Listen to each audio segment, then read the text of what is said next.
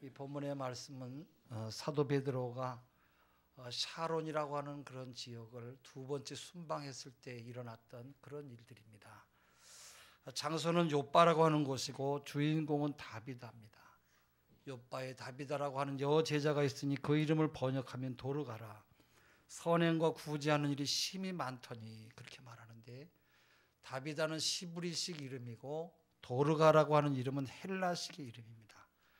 이 단어의 뜻은 영양이라고 하는 그런 뜻으로, 영양은 노루처럼 생긴 날씬한 짐승으로 몸매가 매우 섬세하고 우아하고 눈이 아주 아름답습니다. 그래서 대개 이 이름을 여자에게 붙이는 그런 이름입니다. 다비다는 외모보다 아주 행적이 아름다운 그런 여자예요.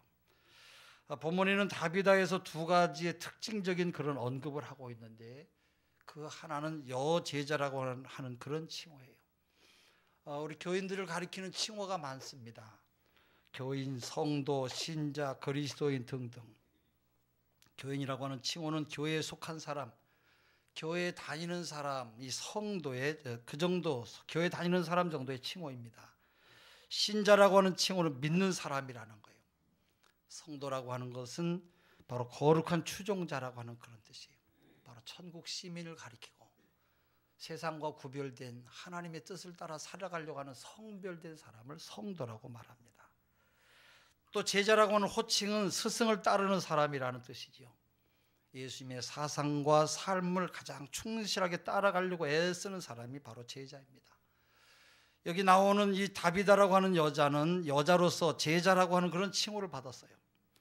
일반적으로 교회에서 지도자나 가르치는 역할은 남성들이 담당을 했는데, 디모데전서 2장 11절에 보면 여자는 1절 순종함으로 종용히 배우라.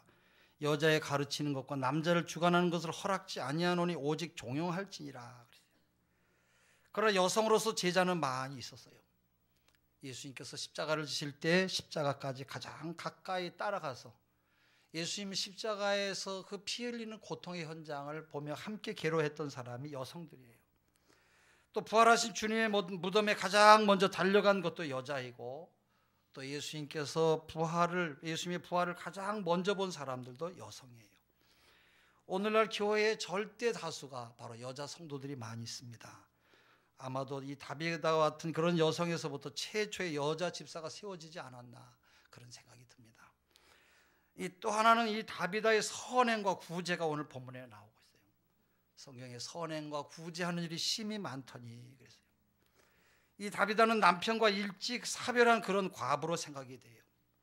그러나 그는 우울하게 지내거나 허송세월을 보내질 않았어요. 모든 삶에 적극적이고 활동적이고 능동적인 그런 사람이었어요. 여러분, 선행과 구제는 우리 그리스도인들의 아주 귀한 표지예요. 다비다의 선행은 살아있을 때보다 오히려 죽은 후에 더 많이 드러났어요. 또 평소에 내가 이렇게 구제한다고 나팔을 불진 않았겠습니다만은 주변 사람이라고 하면 누구나 다 알고 있는 그런 진정한 구제라는 그런 사람이었어요. 잠언서 19장 17절에 가난한 자를 불쌍히 여기는 것은 여호와께 꾸이는 것이니 그 선행을 갚아주시리라. 이 다비다의 구제에서 돋보이는 것은 그의 그 자비량 구제, 자기 스스로 자기의 것을 들여서 하는 그런 구제를 말해요. 요즘 자선단체도 많이 있습니다만은 이런 단체들은 주로 남의 돈을 가지고 구제하려고 하는 사람들이 많이 있는데, 진정한 여러분 구제와 여러분 자선은 바로 무엇이냐? 내 것을 가지고 돕는 것이에요. 그러므로 자선을 행하기 위해서 부자가 되려는 사람이 어떻게 보면 진정한 부자인 것이에요. 다비다는 친히 옷을 만들어서 구제하는 일에 사용을 했어요. 그래서 그 38절에 보면 9절에 보면 도르가가 저희와 함께 있을 때 지은 속옷과 겉옷을 다 내어 보이거늘. 옷 만드는 재주가 있다고 해서 모두가 다 남을 위해서 옷을 만드는 건 아니에요. 이 다비다의 선한 마음이 바로 그의 재능을 아주 빛나게 했어요. 여러분, 자신을 위해서, 바로 이 자선을 위해서 자기 손으로 수고하는 그런 봉사자들이 되시기를 바랍니다. 에베소서 4장 28절에 도적질하는 자는 다시 도적질하지 말고 돌이켜 빈궁한 자에게 구제할 것이 있게 하여 제 손으로 수고하여 선한 일을 하라 말씀하셨어요. 이 본문의 사건은 다비다의 죽음에서부터 시작하고 있어요. 그때 병들어 죽음에 시체를 씻어 다락에 누이니라. 37절에 그렇게 말하죠. 다비다가 왜 병이 들었는지, 무슨 병이 들었는지, 혹은 어떻게 죽게 되었는지 그런 설명이 전혀 없어요. 아마 다비다의 죽음은 예상하지 못했던 갑작스러운 아마 죽음이었던 것 같습니다. 보통 유대인들의 장례법에는 죽은 당일에 장사하도록 되어 있고, 또 사정이 있는 경우에는 사흘까지 허락을 할 수가 있었어요. 다비다는 시신을 묵지도 아니했고 그냥 다락에 놔둔 것을 보면 아마 이 다비다의 죽음에 대해서 안타까운 마음을 가진 사람들이 아마 조금 더 놔두라고 아마 그 생각을 아마 반영했던 것 같아요. 아무튼 이러한 다비다의 죽음에 여러분 어떤 결과를 가져왔습니까? 바로 이것이 오늘 본문의 관심사예요. 그 다음에 살펴볼 것은 다비다와 함께 있었던 주변 사람들의 모습이에요. 이들은 다비다의 죽음을 매우 슬퍼했어요. 이 다비다 주변의 사람들은 두 종류의 사람들이 있었는데, 그 첫째는 다비다와 함께 있었던 성도들, 다시 말하면 교회 공동체의 성도들을 말해요. 또 하나는 다비다의 도움을 받았던 과부 동료들이에요. 이 과부들 가운데는 신자도 있었을 것이고 불신자도 있었을 것이에요. 이들은 다비다가 평소 만들었던 옷을 입기도 했고, 혹은 남겨놓은 옷들을 보여주며 슬퍼했어요. 거기 성경에 보면 모든 과부가 베드로 곁에 서서 울며 도르가 저희와 함께 있을 때 지은 속옷과 겉옷을 다 내어 보였다, 그렇게 말하고 있어요. 이 성도들의 장례에는 두 가지 면에서 의미가 있어요. 그 첫째는 슬픔을 당한 가족과 함께 슬퍼하는 위로적인 그런 차원의 의미가 있고요, 또 하나는 부활을 내다보게 하고 소망을 주기 위한 그런 신앙적인 그런 의미가 있어요. 이 다비다 주변의 사람들은 두 가지의 조건을 다 취했는데, 그 하나가 다비다의 시신을 정돈했어요. 그 37절에 보면 시체를 씻어 다락에 누이니라 그랬어요. 시체를 깨끗하게 씻는 것은 여러분 동서양의 풍속이에요. 유대인의 풍속이나 중동 지방의 풍속이나 우리 동양 이 아시아에 있는 풍속도 모두가 다 거의 비슷해요. 이 다비다의 경우에 특별한 것은 시신을 더 이상 처리하지 않냐고 다락에 안치했다라는 거예요. 대개 무덤에 장사 지내기 위해서는 나사로처럼 시신을 천으로 동여매거나 싸거나 이런 절차가 필요한데, 다비다는 평상복 차림으로 그냥 놔뒀어요. 이것은 유대인의 계율보다는 뭔가 새로운 아마 그리스도인들의 절차를 받기 위한 것으로 생각이 됩니다. 또 하나는 사도 베드로를 초청했어요. 그 38절에 보면 루다가 요바에서 가까운지라 제자들이 베드로가 거기 있음을 듣고 두 사람을 보내고 지체 말고 와달라고 간청했다, 그렇게 말하고 있어요. 성도들이 중심이 되어서 바로 베드로 사도를 초청했어요. 이들은 베드로가 루다라고 하는 동네에 머물고 있는 것을 알고 있었어요. 뿐만 아니라 베드로가 어느 날 애니하라고 하는 사람의 중풍병을 고친 소식도 들어서 익히 잘 알고 있었어요. 이들은 두 사람을 사도 베드로에게 보냈어요. 급히 와달라고 하는 그런 전강을과 함께 사람을 보낸 것이에요. 여러분, 왜 사도 베드로를 청했습니까? 정말 이들은 여러분 다비다의 부활의 소생을 기대하고 있었던 것입니까? 아마 그런 기대는 하지 않았을 것으로 생각이 돼요. 왜냐하면 지금까지 사도가 누구를 살린 적이 없기 때문에 그래요. 또한 이들의 믿음이 거기까지 이르렀다고 보기도 힘이 들어요. 그러면 왜 사도를 초청했어요? 바로 이 사람들이 원했던 것은 베드로 사도의 어떤 위로를 받기 위해서가 아니었나 생각이 듭니다.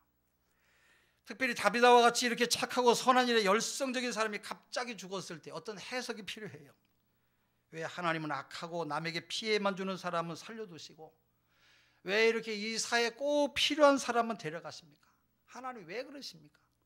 여러분, 사랑하는 성도의 죽음에 대한 하나님의 뜻을 전해 듣고 싶었던 것 같아요. 유가족을 위로하는 것은 물론 온 성도들을 위로할 필요가 있어서 베드로 사도를 초청한 것이 아닌가 여겨집니다. 여러분, 목회자로부터 하나님의 말씀을 듣는 것은 매우 참 중요한 일이에요.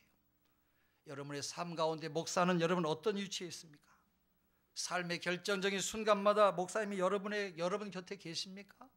장례식, 결혼식 아니면 특별한 행사에 여러분 주의 종을 불러서 함께 예배를 드리냐 말이에요. 다비다가 속한 교인들은 베드로 사도를 부르는 것을 최우선순위에 두었어요. 가장 먼저 주의 종을 청한 것이 다비다가 속한 요바 교인들이 행한 가장 귀한 일이에요. 가장 잘한 일이에요. 왜냐하면 바로 하나님의 말씀을 들어야 되기 때문에 그래요. 말씀을 듣는 것이 아니라 하나님의 은총과 축복이 그 말씀과 함께 나타나기 때문에 이들은 가장 귀한 선택을 한 것 같아요. 할렐루야. 그러면 여러분, 베드로 사도가 나타나서 한 일이 무엇입니까? 그 하나는 첫째로 기도를 했어요. 사도나 평신도나 우리들의 모든 문제 해결은 바로 기도밖에 없어요. 우리 그리스도인들에게 모든 인생의 문제 해답은 바로 기도를 통해서 나오는 것이에요. 예수님께서는 귀신 들려 병든 환자를 고치신 다음에 제자들에게 말씀하셨어요. 이르시되 기도 외에 다른 것으로는 이런 유가 나갈 수가 없느니라고 마가복음 9장 29절에 말씀하셨어요. 사도행전은 성령의 행전이라고 그렇게 말해요. 제가 보기에도 이 사도행전은 기도행전 같기도 해요. 사도행전의 모든 중요한 순간순간들이 다 어디서부터 시작했냐? 기도하는 성도들을 통해서 사도행전이 이어져 갔어요. 가룟 유다가 예수님을 팔아먹어서 나중에 그 괴로워서 자기가 죽었을 때에, 자살해서 죽었을 때에 12사도 가운데 한 사람이 빠져서 11제자들이 11제자들이 모여서 하나님, 이 가룟 유다가 죽었는데 우리에게 좋은 예수님의 제자를 한 사람 더 뽑아주세요. 이 사람들을 기도하고 뽑았어요. 사도행전 1장에 나와요. 거기에 마띠아라고 하는 사람이 뽑히지요. 두 번째는 2장에 보면은, 사도행전 2장에 보면 초대교회 성도들이 예수님의 말씀을 듣고 열심히 기도했어요. 너희는 예루살렘을 떠나지 말고 내가 너희에게 성령을 줄 테니까 여기에서 기도하라. 그들은 모두가 다 열심히 모여서 열심히 기도하다가 성령 충만한 은혜를 받았어요. 불의 혀와 같은 그런 놀라운 성령 강림의 역사가 그들 가운데 임해서 모두가 다 하나님의 은혜 속에 감격과 기쁨 속에 잠기게 되었어요. 여러분, 교회는 기도하면 이와 같은 놀라운 능력이 나타나는 거예요. 기도하면 교회가 부흥되고요, 기도하면 여러분, 죽었던 사람이 살아나기도 하지만, 기도하면 영적으로 전혀 예수 안 믿을 것 같은 사람이 기도를 통해서 돌아오는 줄로 믿습니다. 그래서 사도행전 6장에 보면은 여러분, 이 예루살렘 교회가 성도가 아주 많아졌어요. 부흥이 됐어요. 근데 자기들끼리 문제가 생겼어요. 왜냐고 하면 도와줄 이 구제를 해야 될 사람들이 너무 많은데 히브리파 과부들과 헬라파 과부들끼리 서로 다퉜어요. 왜 우리는 헬라파 사람들은 도와주지 않고 너희들끼리만 다 해먹냐. 그래서 그것 때문에 갈등이 있을 때, 그때 사도들이 그러죠. 사도들이 사람을 세웠어요. 7 집사들을 세우면서 우리는 기도와 말씀을 전하는 일에 전무할 테니까 당신들은 모두가 하나님 앞에 칭찬받고 성령 충만한 사람 7을 택하시오. 그래서 사도행전 6장에 보면 7명의 요즘으로 말하면 안수 집사님이 탄생하는 것으로 봐요. 안수 집사님은 열심히 예수를 잘 믿었어요. 그 다음에 사마리아 성도들이 이 8장에 보면 성령을 받아가지고 모두가 다 은혜 속에 잠기게 됐어요.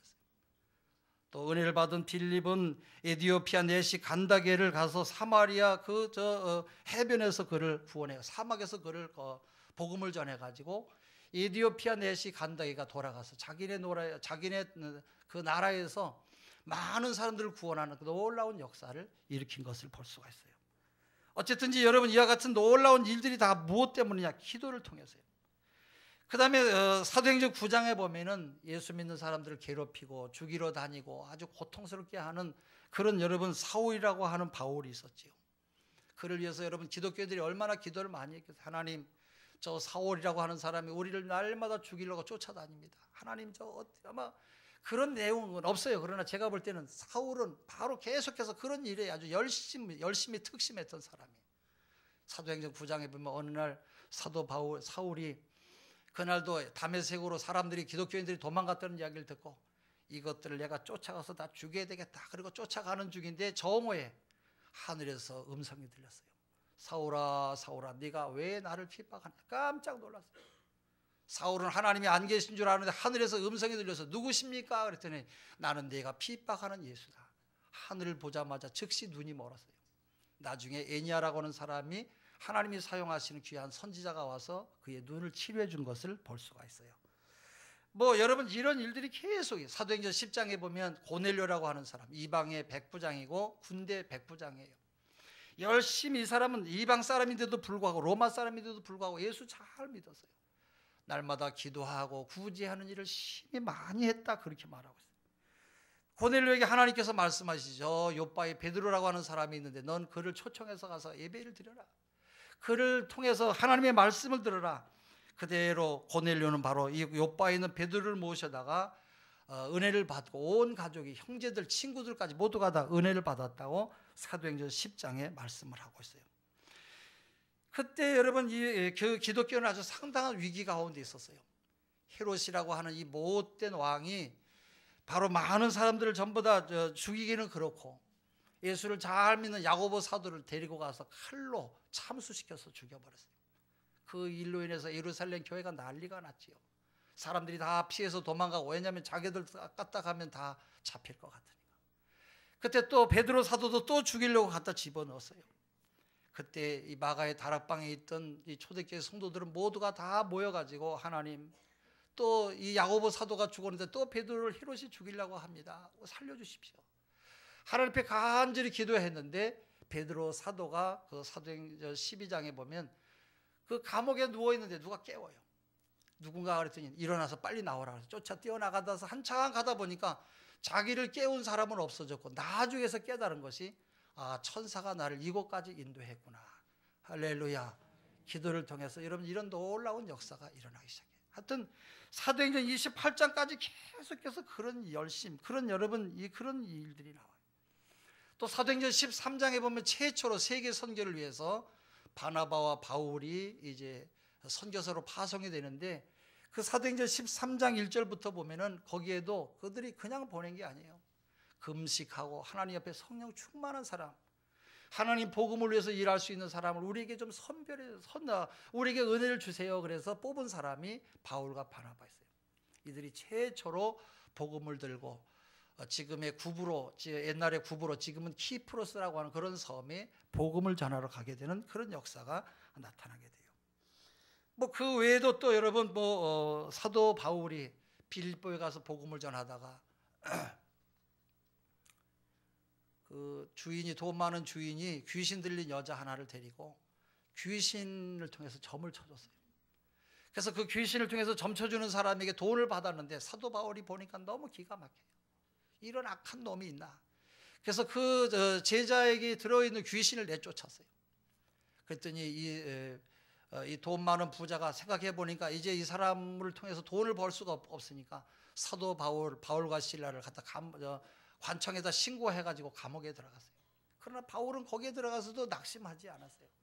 찬송하고 기도하고 감옥에서 하나님의 은혜를 구할 때 여러분 옥문이 다 활짝 열리는 그런 것을 보게 되었어요. 그러나 바울은 여러분 도망가지 않았어요. 바로 기도를 통해서 이와 같은 놀라운 역사가 계속해서 일어나요. 그래서 여러분 빌립보 감옥에서 간수장 온 가족을 다 구원하는 이런 일들이 이게 다 무엇을 통해서 시작이 됐냐? 기도를 통해서 시작이 된 것이에요.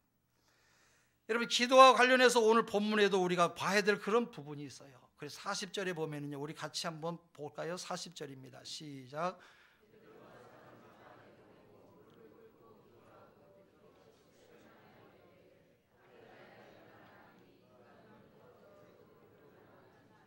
예, 베드로가 여러분 다 사람을 내어놓고 무릎을 꿇고 기도했다라는 거예요. 주변 사람들을 다 다락방에서 내보낸 다음에 기도하는 근처에 아무도 오지 못하게 했어요. 왜 그랬어요? 오직 하나님과만 대면하기 위해서예요. 하나님과 만나는 자리에 구경꾼이 있을 필요가 없어요. 나와 하나님과 만나는 자리에 여러분 가족이나 친구도 있을 필요가 없어요. 마가복음 5장 30절에 보면 예수님께서 야이로의 딸을 살리실 때도, 회당장 딸을 살리실 때도 그렇게 하셨고요. 또 여러분 엘리야 열왕기상 17장 23절에도 보면 엘리야 선지자가 사르밧 과부의 아들을 살리실 때도 또 똑같이 그렇게 했어요. 우리가 기도의 한 가지 중요한 것은 바로 무릎을 꿇는 일이에요. 우리가 하나님을 경배하는 그런 마음으로 기도해야 돼요. 무엇이나 맡겨놓은 것처럼 요구하는 그런 것이 아니라, 특별히 여러분 죽은 사람의 생명을 되돌리는 일에 있어서는 더 마찬가지예요. 생명은 순전히 하나님의 선물이에요. 하나님만이 생명을 창조하셨고 하나님만이 생명을 가져가시고 하나님만이 생명을 되돌려 주시는 것이에요. 그렇기 때문에 우리는 겸손하게 무릎을 꿇고 하나님의 은혜를 구해야 될 줄로 믿습니다. 베드로 사도가 또 한 일은 시체를 향해서 명령을 했어요. 오늘 그 40절 끝에 보면 돌이켜 시체를 향하여 이르되 다비다야 일어나라. 그대로 일어났다라는 거예요. 할렐루야. 여러분, 예수님께서 회당장 야이로의 딸에게 하신 말씀도 소녀야 일어나라, 달리다고 일어나라 하신 것을 여러분 베드로 사도가 흉내냈어요? 아니에요. 주님은 자기 자신의 권세로 귀신을 쫓아냈고 병자를 고치셨어요. 그러나 베드로 사도는 그런 능력이 없어요. 오늘 누구도 죽은 시체를 향해서 이런 명령을 내릴 사람이 없어요. 그러면 사도 베드로는 여러분 어떤 뜻에서, 여러분 무슨 뜻에서 이런 명령을 했습니까? 주석가들은 이것을 두 가지로 말하고 있어요. 그 하나는 베드로 사도의 기도에 대한 하나님의 응답이 있다는 거예요. 베드로는 하나님 앞에 간절히 기도했고 주님은 어떤 형태로든지 베드로 사도에게 다비다를 살리라고 하는 그런 명령을 받았을 거라는 거예요. 그러니까 베드로는 확신을 가지고 시체에게 명령을 한 것이에요. 또 하나는 사도적인 증표로서 기적을 행하는 그런 능력이에요. 그 당시에는 신약 성경이 기록되기 전이에요. 복음의 도리나 결의를 몰랐고요, 또 누가 진정한 사도인지도 잘 몰랐어요. 오늘날처럼 베드로의 얼굴이 텔레비전 화면으로 모든 사람들에게 알려지는 그런 시대가 더더욱 아니었어요. 또 베드로의 이름을 아는 사람도 별로 없었고, 안다고 해도 이름만 알 뿐이에요. 저 사람이 진짜인지 가짜인지 여러분 구별할 길이 없어요. 가짜 베드로가 돌아다녀도 알 수가 없어요. 그래서 하나님께서 특별한 하나님의 권세를 바로 사도들에게만 주셨어요. 바로 이와 같이 기적을 행하는 그런 능력을 주셨어요. 사도 베드로는 이러한 능력을 사용해서 다비다를 살렸을 것이라고 하는 그런 이야기예요. 베드로가 명령을 하니까 즉시 반응이 나타났어요. 이 사도행전을 쓴 사람은 직업이 바로 누가라고 하는 여러분 의사입니다. 그래서 환자가 치유되는 모습을 아주 상세하게 자세히 기록을 하고 있어요. 의사가 아니면 이렇게 자세하게 쓸 수가 없는데, 본문에도 보면 다비다가 살아나는 과정이 몇 단계로 이렇게 나타나서 이야기를 하고 있어요. 우리 40절 41절 다시 한번 또 읽어볼게요. 시작. 베드로가 사람을 다 내보내고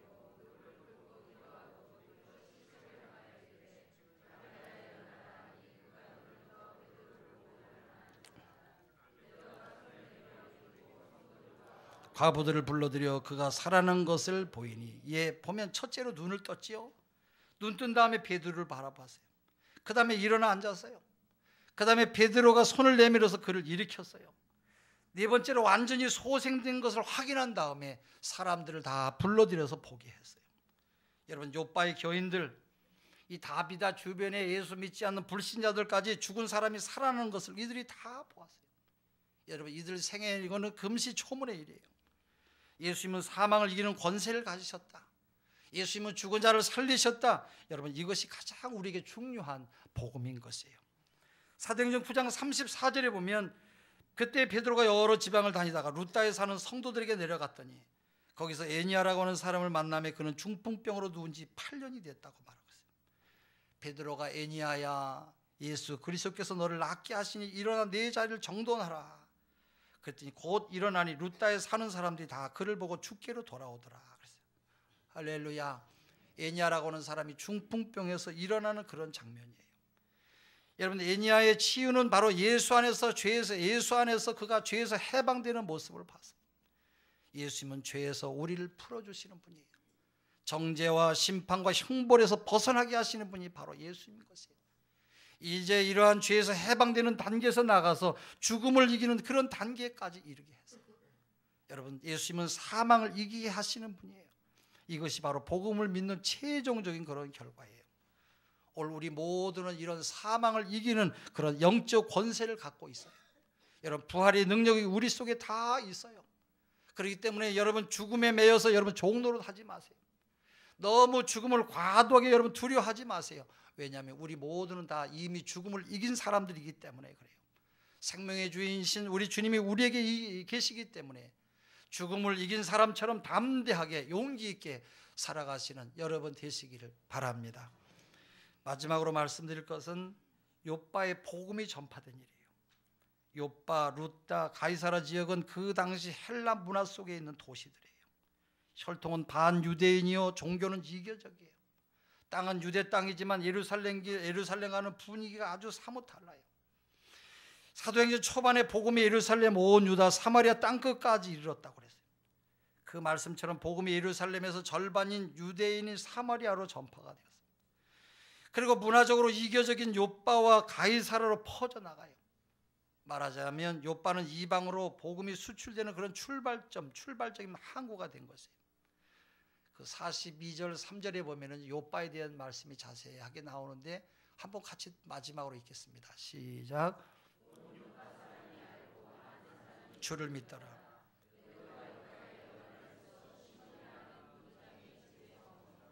예, 욥바에 대해서 설명을 하는데 욥바에 대해서 조금 더 설명을 드린다면 이 욥바의 현재의 이름은 야파 아니면 자파라고 그렇게도 불러요. 여러분 위치적으로는 욥바는 가이사라 남쪽 약 48km 지점, 예루살렘에서는 서북쪽으로 60km 지점에 있는 그런 항구입니다. 욥바는 사도시대 당시에 예루살렘에서 바다를 통해서 이방으로 향하는 관문이 있는, 역사적으로 욥바는 그런 역할을 계속 해온 그런 도시예요. 솔로몬 시대에는 두로와 시돈에서 목재를 운반하는 그런 항구였어요. 왕국 시대, 에스라 시대에도 아주 중요한 그런 항구가 바로 욥바였어요. 또 요나서에 나오는 그 요나가 다시스로 도망갔을 때 도망가는 그 스페인으로 가는 배를 탄 것도 바로 욥바였어요. 욥바는 현재도 10,000명이 넘는 인구가 이렇게 살고 있는 시가지로 남아있고, 이 욥바 부근에서 발전해서 세워진 현대 도시가 이스라엘의 최대 도시인 텔아비브라고 하는 그런 도시예요. 사도시대에 욥바는 복음이 유대에서 이방으로 수출되는 항구가 되었어요. 다비다 사건은 욥바의 복음이 퍼지게 했고 그 복음이 바로 이방을 향하게 한 것이에요. 베드로 사도가 무두장이, 이것은 피장인데 이 피장은 뭘 말하냐면 가죽 제품을 만드는 사람을 말해요. 시몬의 집에 머문 것도 상당한 의미가 있어요. 왜냐하면 가죽을 만지는, 죽은 시체를 만지는 일이기 때문에 가죽을 가지고 제단하는 것은 여러분 유대인들에게는 부정한 그런 직업에 속해요. 그래서 유대인의 미시나에 보면 가죽 일을 하는 남편과는 이혼해도 좋다고 하는 그런 교훈이 있어요. 그렇게 부정한 직업을 가진 이 시몬의 집에 여러분 또 한 명의 시몬 베드로가 함께 머물고 있어요. 베드로는 정통적인 그런 유대인이에요. 비록 예수를 믿고 예수 믿는 사람이 되었다고 할지라도 그는 할례를 받고 부정한 음식을 먹지 않고 유대인 사이에 속해 있는 그런 사람이에요.